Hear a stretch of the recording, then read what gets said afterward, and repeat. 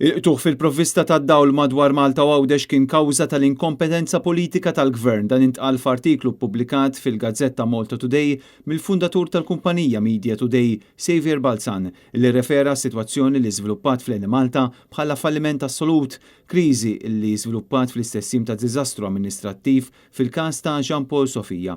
Xavier Balzan qal li jekk din kienet problema dwar id-distribuzzjoni tal-elettriku, allura supposti li diġà ġiet solvuta u l-fatti li l-Eni Malta u Mirjam Dalli qed jgħidu li l-qtuħ tad-dawl kien kawża ta' sħana tremenda li laqtet lil pajjiżna u ma jrid ikollhom id-diċenza jammettu li għamlu żball enormi f'xi punt matul is-snin.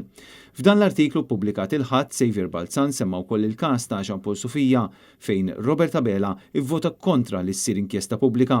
Dan fi kliem Balzan juri biċċar l-inkompetenza politika min-naħa tal-Gvern ta' Robert Abela, l-istess bħal fil-kriżi tal-enerġija. Intant l-istess Xavier Balzan jagħmel referenza wkoll għall-istħarriġ li ħareġ il-ħadd fil-Malta Today. Dan is-survey wera kemm hemm nies illi kienu ivvutaw lill-Partit Laburista u li jistgħu ma disgustati b'dak li qed jagħmel il-partit li huma taw il-fiduċja kollha tagħhom fih. Tant li ammont sostanzjali ta' persuni sostnew li wara dak kollu li ġara fl-aħħar ġimgħat ma jerġgħux jivvutaw Labour.